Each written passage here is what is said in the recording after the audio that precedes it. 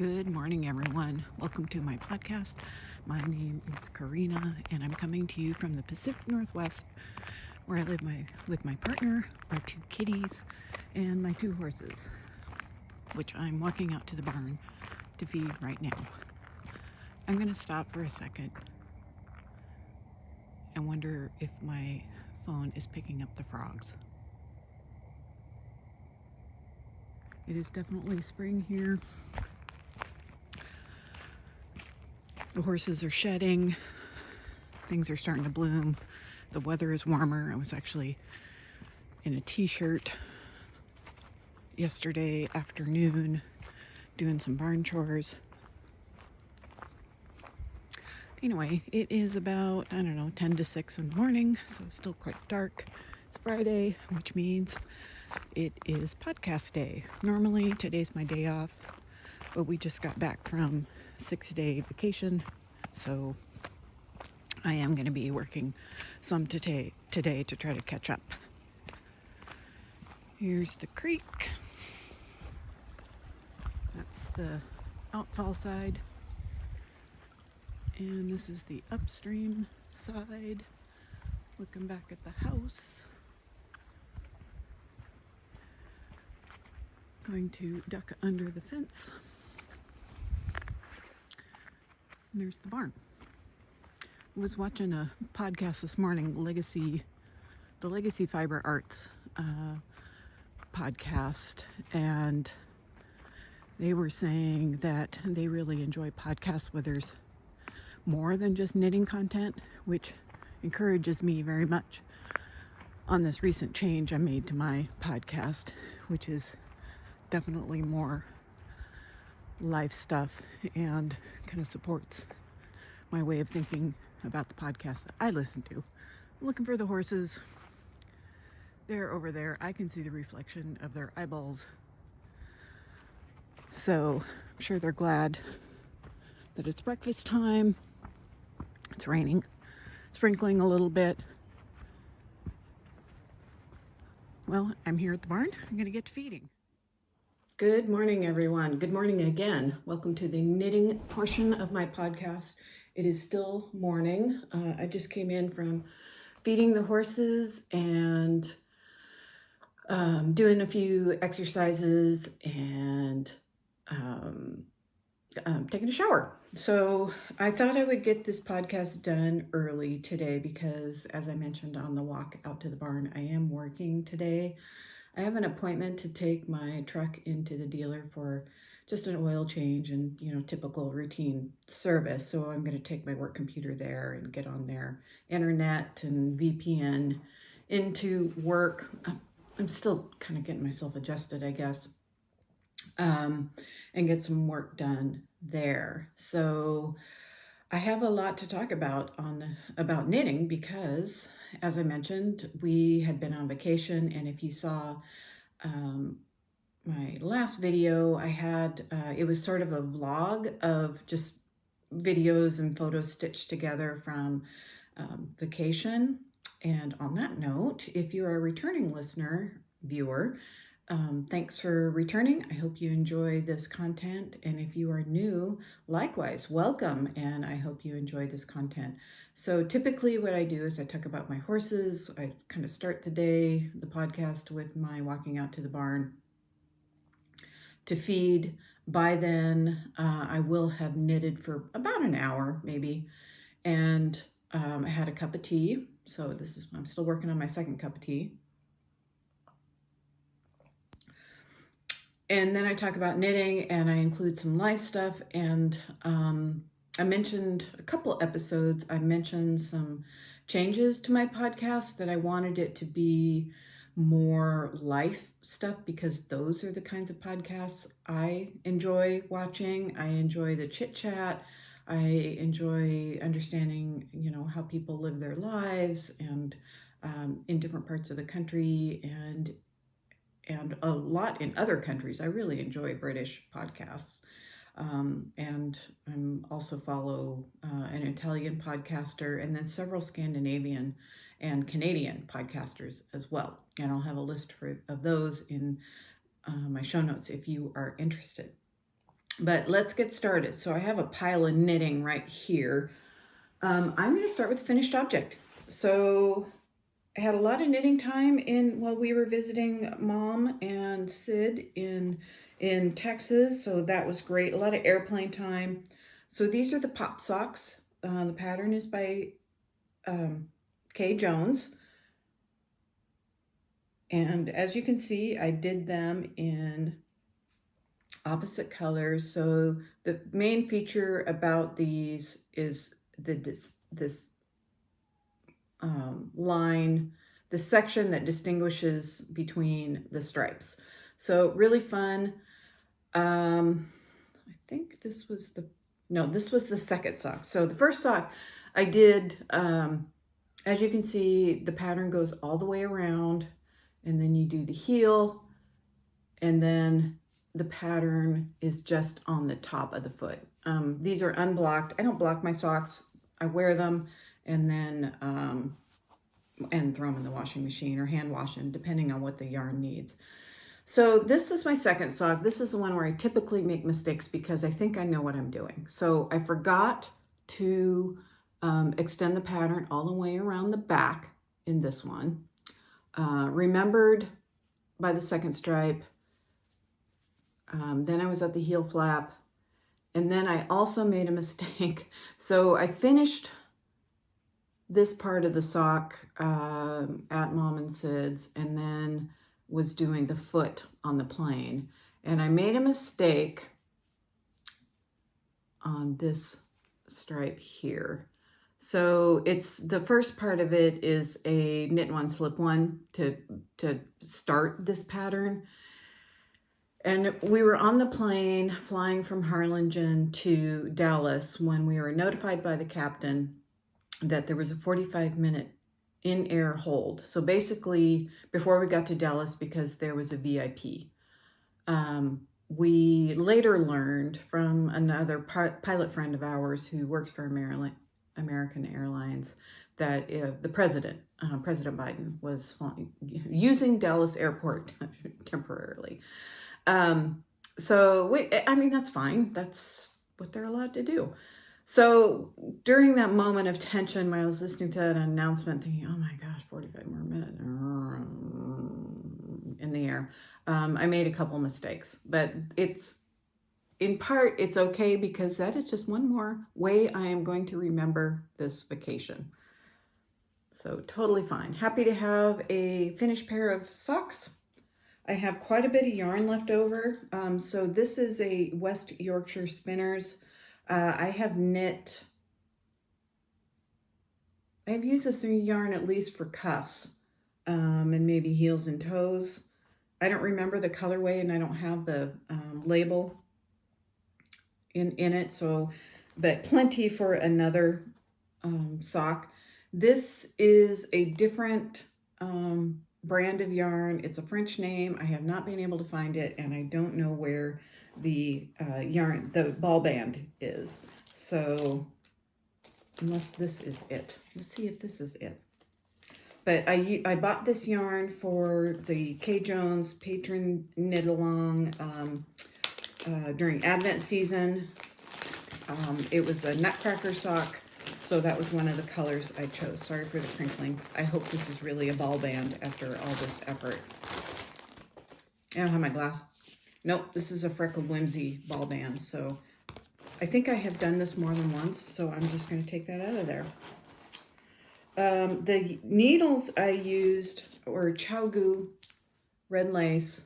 These are the bamboo, size 0. So I always knit the smallest size and use a size 0 because I have, those of you who have heard me, probably tired of me saying it, I have skinny feet. And this bag, quilted bag, is made by my mom. This is one of her more complicated efforts. It's lined, zipper, and has a pocket. So I use this bag all the time. It even has a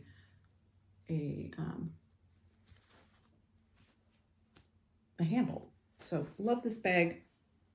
Use it all the time. Another project that I did not take along because it's Colorwork, and I guess I just didn't want to deal with it. This is the Cryptid Cowl by Pacific Knits. So I have finished the first side, and you should be able to see the, oh, well, of course I'm in the middle of a row. So here is the Cryptid. It's a Bigfoot. The yarn is a combination of Knit Picks and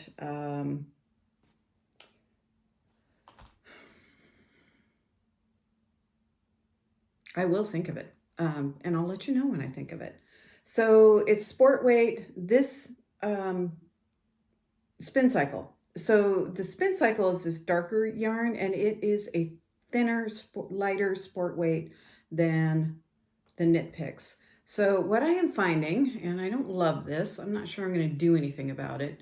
I'm hoping it'll block out. What I'm finding is that I'm using on the inside of the cowl, I am using just Knit Picks, and it's a much denser fabric.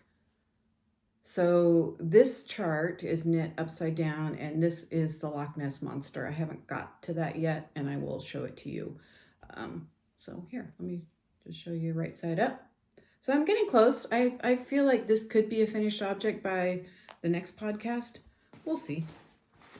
So this is the other thing I could probably do is steek it and have two separate cowls. So this is the pattern, Pacific Knit Co. Cryptid Cowl. And here is, she is a local to me knitwear designer, and she does a lot of Pacific Northwest motifs, which I think are really fun. So that's what I worked on this morning. This is typically my early morning knitting while I am watching podcasts and drinking my tea, speaking of which. So what else? Oh, what else have I been working on? So last time you saw this, it was not quite in as far along as I have it now. So this is I'll show you the front. This is the Calliope sweater. So long ribbed raglan and then knit plain. So I have, it's supposed to be like 9 inches of body. So, you know, I've got maybe half of the body done. I'm hoping that I'm probably going to play a little yarn chicken with this. So I'm hoping by the time that I finish the half ball of yarn I'm working on, because I'm on the second ball of yarn, that I'll be ready for the bottom ribbing, and the bottom ribbing will probably only be 3/4 to an inch, and then I'll work on the sleeves. And the sleeves in this pattern are supposed to be very long, like down below the waistline, but I am going to make it probably 3/4. This is a free pattern. So you can see, hopefully, how long the sleeves are. So I'm going to have them much shorter than that. I am using Chowgu red lace needles. I believe they're in the, no, I'm not. The ribbing was Chowgu red lace inside US size 6. The body is in a US 7, and these are an interchangeable set that I probably bought from Knit Picks years ago. The yarn is a fingering weight, hand-dyed by Knitivity, Ray Weiderman, and held with mohair. And I can't remember who here's the mohair. And here is the hand-dyed yarn. So this sweater's been really fun to knit. I've enjoyed it very much. So I expect that the next time you see this, I will be on the sleeves. This has been my evening knitting project. excuse me, and I just put the yarn through the handle rather than just back in the bag. So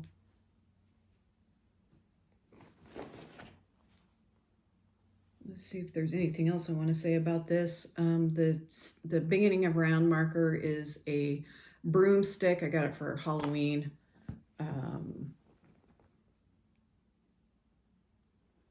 So kind of fun. Well, let's see. There you go. I think that's better. You can see that. I was subscribing to Row One, their monthly mini skein subscription for a while, and it came with some stitch markers and progress keepers, which I find really fun. I don't have very many of those. So, and this is just a canvas bag that I bought from, it was a Kickstarter, and it was Who's Underneath, and it's about acceptance, which I think is a great message. What do I want to show you next? Because the rest are... So I'll show you this. So this is another bag made by my mom. Got it for Christmas. She bought this fabric from our trip to Door County last summer, and made me just a very simple drawstring bag, which I love because the yarn doesn't get caught in the zipper, and it's big enough for this project. So this is a kit, Legacy Yarns. I think I talked about it while we were out doing, trying to watch birds, but the weather wasn't very good. So I spent more time in the gift shops and bought myself this little owl pencil sharpener and a couple pencils. I love owls. So this is the cast on. Oh, I also got myself a bug repellent wristband to see if it works. Oh, supposedly it works. And it's South Texas. There's a lot of bugs down there. So this is a new cast on. This is a cowl. The wool, or the yarn, is an acrylic wool blend. So I can't make it for my mom or my sister. I would love to make this for my mom because, excuse me, these are definitely her colors. So, and I have it going in the wrong direction. So I'm just on the, well, and that's why the yarn was in that direction. So this is just ribbing. It's a twisted rib, so knit through the back loop and purl 1. So very pretty. This kit was Legacy yarn. So this was given to me by my aunt from a woman who was cleaning out her stash. And so this is the pattern. And this is what the cowl will look like. So I will definitely wear that when it's finished. Super easy knitting. I think this is going to be my kind of Zoom call if I need to wait someplace. I think these are a size, US size 9 or 9.5.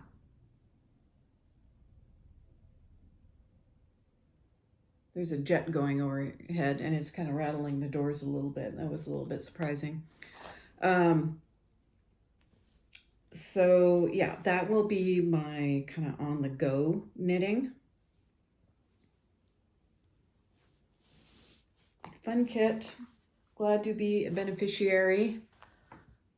Okay, I started a new cast on this morning because I like having socks on the go. So it's from this 52 weeks of socks. It is pattern number 15. It's either Mica or Mica, and you can see that it is a Colorwork pattern, kind of a shorty sock with some color work. Let's see if I can show that to you a little bit better. I chose the yarn I chose. This is supposed to be in a DK weight yarn. I chose, however, a fingering weight yarn, and I am knitting the largest size. So this is from an Advent. So it says for the small size, you cast on 48 stitches using, I think, US size 3. I am using my typical US size 0, Chowgu red lace needles, magic loop, and this is how far I've gotten on the cuff so far. The yarn, like I said, is an Advent from Legacy Fiber Arts, and this is going to be the contrast. So this is a 50 grams ball of yarn with, I think, a 20 gram mini that go contrast mini. So that's how I am going to knit that color work. And I am just knitting the larger side, which is a 56 stitch cast on. And that is my typical size. So I thought this would work. Hopefully it does. I do have some DK weight sock yarn from Freckled Whimsy that I could also knit this pattern with. It's self-striping though, so I don't know that that would work on this pattern. So let's take a look again. I feel like it wouldn't necessarily, you know, it might work. I don't know. It could work, especially if there's high enough contrast. This is another bag by my mom, and you know, another very simple drawstring bag. Again, I use it all the time. I don't think this one has a pocket. Nope, it doesn't. Love it. And I'm getting close to the end of the knitting. So this is the third one. Second bag that she gave me. And this is even just one drawstring. I'm not sure where this fabric came from, but I really like it. And she said this was the simplest bag ever. So again, part of the Christmas present. And she gave me this beautiful skein of yarn. I'm thinking of making a tank top out of it. It is Dying to Please, hand-dyed yarn. So it's just beautiful. So I was thinking of making like a fingering weight tank top out of it. And I did pick a pattern from Ravelry. I have it saved right now. So I think this is just going to be lovely. And then a new acquisition. So this was totally, I meant to open this before I came in here. So I apologize. This is going to crinkle. And I'm just going to get it like ripping a Band-Aid. Let's just get this over with and I'll just try to talk over it. So complete compulsive. Apparently I can't talk and rip at the same time. So this is by Hue Loco. This is their backyard chicken collection. And it's just so pretty. I couldn't help it. So it comes with this main skein, this mini, and also this mini. You know, what's not to like about this? There is a particular chicken that this is French Moran. So the that's the main colorway is French Moran type of chicken with mulberry and I don't have my glasses on. Agate, maybe? I assume the mulberry is this color. So one of these days when I have my glasses on, I'll show you. I have purchased Hue Loco yarn before. I think it's some mohair. And in fact, I think I bought some undyed mohair from her that I haven't used yet. I will. I may make another Calliope sweater with that because like I said, I'm really enjoying that sweater, and if I can pull it off with 2 skeins of yarn like I'm hoping, it's a great pattern. So I'm not sure what I'm going to do with this yet. I'm thinking another Colorwork type sock pattern. I have another book by Charlotte Stone, Colorwork socks, so that might be a good place to use it. So that is the end of the knitting portion of my podcast. I don't really have a lot to talk about, but if you don't want to listen to what I'm watching and what I'm reading and anything else that comes to mind, thanks for being here, and I'll see you next time. If you would like to stay, I was just going to talk a little bit about reading. One of the things that I got to do in Texas was one day was super relaxing. Randy was taking care of my mom's honeydew list, and I spent the day reading and knitting, and I read an entire book. It was one of the Lynn Bohart mysteries. I think Murder at the Inn or something like that. Good book. Her books are a little on the creepy side, I will admit. But it was a great book.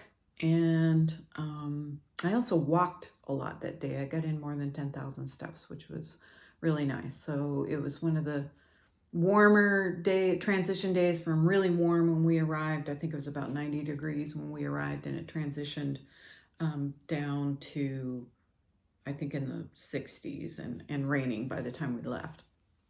So one of the cloudy days, got a lot of walking in, and that was really great. They live on a golf course in Alamo, Texas during the winter, and there's just, it's a fairly large complex of homes, and lots of great streets to walk, and that was that day. We went, like I said, we went to the National Butterfly Center, but it was a little cloudy and there weren't very many butterflies out. I will include a couple photographs that I took at the end, including Spike, the giant tortoise who had a kind of a rough life until he came to the butterfly refuge where he will live out his days. He's an old tortoise, although I don't recall that they said how old he was, but apparently he just came from a private home and was relinquished to the National Butterfly Center, where he lives in a nice outdoor pen. But apparently his enclosure caught on fire at one time, and he had some damage to his shell. So he has a kind of weird shaped shell, but he seems fine, and as happy as a tortoise can be, I guess. We also went to another birding center that I don't recall specifically the name of it. The first day we went up to Edinburgh and saw a lot of birds, and the next one we went to was, I think, somewhere around Mission. If one mom watches this, she'll let me know where it was. So didn't see a whole lot of birds, and my bird app wasn't really working, but it was a really nice walk. So that's part of the point. Get outside, get some fresh air. Actually, the butterfly center was where we had a nice walk and didn't see a lot of butterflies. We did see some birds, including some chocolakas, which are grouse-like birds that are very loud. They were quiet that day, though. It was the birding center that we went to the day before we left. Or maybe it was the day that we left. We went to this other birding center, and it was raining and windy, and that's where I spent more time in the gift shop. So got some souvenirs and some Christmas gifts. So I'm not going to reveal those because I do have family members who watch this. Hello, family. Horses, I don't have a lot to say. Came back, the horses they kind of ignored me a little bit, but Odin came right back up, and he's like, "Oh, it's you. I still like you, even though you left us," under the care of a neighbor who does a great job with them. And but Bragi, he's been very shy. It's like now when his routine changes, he doesn't know what to do. So even though we've been doing the same routine, at the feeding time routine, which is typically very reinforcing when you have a set pattern and they get fed, it's like, oh yeah, this is the right thing to do. Bragi, he's like, I forgot, I don't know what to, is that what I'm supposed to do? So I have to go back and teach him. And I kind of had to he walked away from me yesterday. Odin came up to me when I was putting their lunchtime hay bag in the round pen where it usually is, but Bragi, he was like, I don't know what to do, and I don't know whether I want to be near this person. But, got the hay bag set up. Odin went to eat it. I walked over to Bragi, toward him and just like, hey, buddy, I'm back. And he's like, oh, okay. And he came up to me. So I just spent a few minutes just, he's really sensitive about his face being touched. And I'm trying to help him understand that that can be something that's very nice.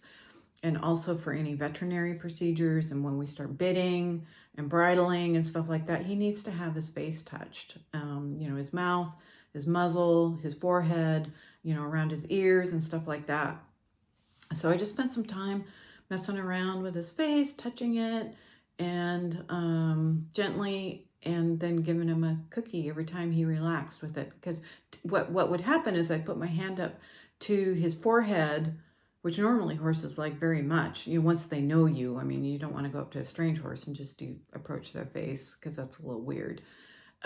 He would like turn around, like he didn't want to do that. But when so I would just keep my hand on his forehead, just gently resting it there. And then when he would bring his head back to center and relax a little bit, I would make the sound, which is the bridge noise for positive reinforcement for me, and then give him a cookie. So we just practiced that. I need to go out and release them from their breakfast pens and do a little work with Bragi, and also then get to my appointment for my truck. So I am going to say goodbye there, and happy knitting, happy horsing if you have horse or enjoy your pets, and I will include some other footage from our trip probably in the beginning, which you will have seen by now, right? And at the end. All right, we'll see you later. If my clicky thing works.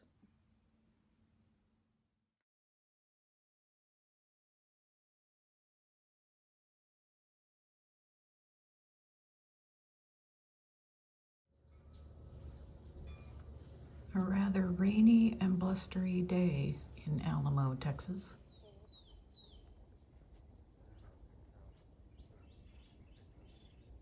At the National Butterfly Center.